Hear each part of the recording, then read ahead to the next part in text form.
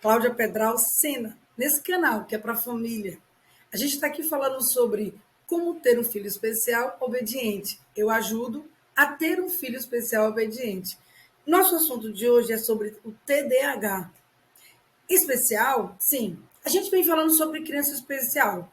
E onde é que a criança com TDAH ela entra como na questão especial, como ser uma criança especial? Embora não seja um deficiente, ele apresenta um transtorno neurobiológico, o olhar da escola e do adulto precisa ser um pouco mais especializado, um pouco mais cuidadoso e muitas vezes acolhedor, necessariamente acolhedor, para que possa entender o comportamento dessa criança. Ele tem características muito próprias. A criança com transtorno, distúrbio de atenção e hiperatividade. Esse é um dos transtornos mais discutidos dentro da neuropsicologia, da neurologia e mesmo dentro do processo da inclusão. As pessoas ficam muito ainda se batendo sem entender exatamente como. Eu tenho algumas coisas assim, bastante interessantes sobre uma senhora que eu encontrei num parque e quando eu cheguei, eu tinha deixado os meus filhos, eles estavam brincando. Aí ela fez assim: são seus filhos? Aí eu disse: são, é um menino e uma menina. Ela fez: é o meu neto que está ali. Eu estou aqui desde cedo, porque ele tem um negócio aí que a moça falou, eu não me lembro bem, que ele é muito agitado.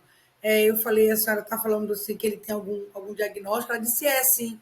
Eu digo alguma coisa como hiperatividade, agitação. Ela fez: é, mas tem uma outra lá, é um TDAH. Ela: é isso aí, minha filha, isso aí. E eu estou aqui para ele ficar pulando e brincando para gastar energia para poder levar para casa, porque a médica disse que é para ele gastar bastante. Aí eu digo: não, é o contrário. Aí é que está o grande boom, o grande pulo. É que, na verdade, ela estava indo lá levar ele para ele gastar energia, quando, na verdade, ele estava aumentando o seu poder hipercinético. Ele ia chegar em casa mais azoado do que qualquer outra coisa. Porque, como se vê uma criança com nível de energia muito alto, se imagina que levando para um parque para correr, para brincar, ou fazendo uma série de atividades, isso vai fazer com que a criança desgaste. Acontece que não é assim que funciona. Por ele apresentar exatamente um distúrbio neurobiológico, existe nele alterações de neurotransmissores. E esses neurotransmissores provocam nessa criança exatamente uma agitação que ele não consegue controlar. Então, as três características básicas que a gente ouve falar muito da criança com TDAH é exatamente a impulsividade. São crianças que elas agem por impulso, não pensam, elas querem fazer tudo de correndo, correndinho, tudo rapidinho, tudo sem parar, aquela coisa de fazer e acabar rapidamente. A falta de atenção, que é exatamente o A do TDAH, que é o distúrbio de atenção, que pode ser ocasionado, inclusive, pela hiperatividade. Muitas vezes, não necessariamente que neurologicamente a criança tenha de fato a desatenção, mas essa agitação hipercinética, essa agitação neurobiológica que leva a criança a essa agitação, muitas vezes pode levar a criança, então, a não conseguir se concentrar, que é exatamente a falta de concentração, que seria a terceira e uma das mais contundentes características da criança com TDAH. Essa criança apresenta uma estrutura neurobiológica alterada, sem dúvida nenhuma. Mas eu quero deixar uma coisa bem importante para vocês aqui. Eu quero deixar algo para vocês pensarem realmente, pais de crianças com TDAH. O fato da criança apresentar o distúrbio, isso não dignifica ou, na verdade, não caracteriza o ser humano. O TDAH tem cura? Até então, não. Não se achou ainda uma forma de curar essa alteração, esse transtorno. Mas existe uma forma de trabalhar e de controlar. Nós podemos ter adultos totalmente inseridos no mercado, incluídos em todo o processo de educação e de trabalho sem problema nenhum. Serão agitados, vão ser meio atrapalhados, mas eles serão incluídos e de forma normal poderão ter uma vida normal mesmo. E por que isso? Porque exatamente do lado oposto da criança nascer com esse distúrbio, nós temos neurologicamente a plasticidade cerebral. A partir do momento que nós, que temos filhos com TDAH, eu particularmente tenho uma criança, tenho hoje, né, uma filha que apresentava um quadro muito próximo do espectro do TDAH, que é, na verdade, característica de descentralização, desorganização. São crianças muito desorganizadas no seu dia a dia, no próprio quarto, na própria mochila, na própria escola. Crianças que não têm uma regulação dentro de todo esse processo, que sofrem, inclusive, para ter uma regulação na sua própria rotina, que não se organizam mentalmente, automaticamente, não se organizam internamente e externamente, apresentam essa desorganização no ambiente, não conseguem se organizar para estudar porque não tem foco, porque ficam buscando focos em vários lugares, tem um empobrecimento na brincadeira porque não conseguem se centrar ou focar no brinquedo, ou mesmo aprender um jogo ou uma brincadeira. Tudo isso ela apresenta como característica prática e funcional, por causa desse transtorno neurobiológico. Essas crianças, elas não têm que morrer assim, como eu falei, elas podem chegar à vida adulta de uma forma mais organizada. Existem medicações de controle, que são medicações que trabalham com exatamente esse segurar dessa hiperatividade, são contensores, e a criança pode estudar e pode ter uma vida normal, em termos de, inclusive, de avanços, em termos de aprendizagem, elas conseguem ter sem problema nenhum, não chegam a ter grande dificuldade de aprendizagem quando estudam, mas tudo isso pode ser conseguido como, Cláudia? Se ele tem TDAH, se ele é desorganizado, se todas essas características que você disse aí, o meu filho tem, e eu percebo isso, como? Como então eu posso mudar tudo isso? Uma das questões que eu vou deixar para vocês, uma das questões, outra, que também ficam se arraigando a esse aspecto, é o fato de que, por se ter TDAH, necessariamente é uma criança que não se teria limites ou não teria uma educação formal agilizada ou compreendida pela criança, o que também não é normal. Não é uma criança deficiente, gente, não é uma criança com transtornos mentais e com dificuldades de compreensão.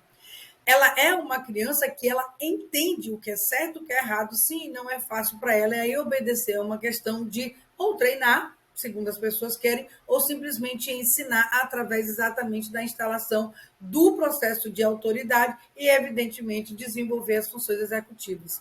Então, o que fica muito claro para vocês, e o que é mais importante disso tudo, é que, apesar da criança com TDAH apresentar todas essas características, e inclusive estar dentro de um processo de criança especial e ela ser beneficiada pela lei da inclusão, porque ela não está dentro da lei da inclusão com todas as prerrogativas da lei, porque ela não pode passar por adaptações curriculares, muito menos por grandes adaptações.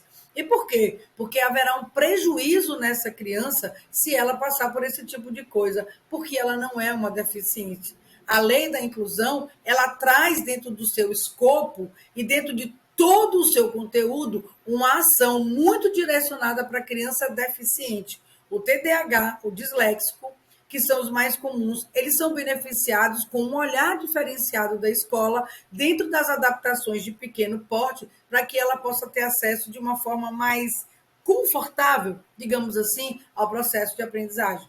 Mas tudo isso tem que ser ladeado com a mudança de comportamento da família, que tem que ser mais assistencialista, no sentido de intervir de uma forma mais complexa e muito diretiva no aspecto da autoridade. Não é uma criança que não compreenda os limites. Tá, vamos lá. Exatamente porque ela tem alterações neurobiológicas, ela vai influenciar diretamente na sua área de função executiva. Estão lembrados do que é a função executiva? É a área do cérebro que administra todo o complexo cognitivo de aprendizado e também normativo e regras do mundo social. Fica na área frontal do cérebro, que é uma das mais importantes. Mas ela só vai ser acionada se vocês, junto com todo o aspecto escolar e tratamento, se for, fizerem a coisa certa, que seria ó, o aplicativo do não, mais forte ainda do que deve ser para essa criança. Ela precisa entender muito, mas muito de uma forma hard, o que é parar. Lembre-se de que ela tem uma das suas características fortes, é a impulsividade. O fato dela ter a característica não nos obstrui no nosso trabalho, pelo contrário, nos mostra o quanto é importante sermos mais severos em relação às nossas atitudes, falo firme naquilo que a gente fala sobre não e sim. Sabe aquilo tudo que eu venho trazendo esse tempo inteiro, em todos os nossos vídeos, sobre essa instalação da nossa autoridade, todo o processo de obediência que deve ser feito em etapas de toda essa condição da autoridade. O não, o aplicativo do não, que começa exatamente com o primeiro não dos pais para a criança, para que ela entenda a hora de parar e a hora de continuar. Isso vai dar à criança exatamente o norte e uma modificação no seu comportamento que é impulsivo.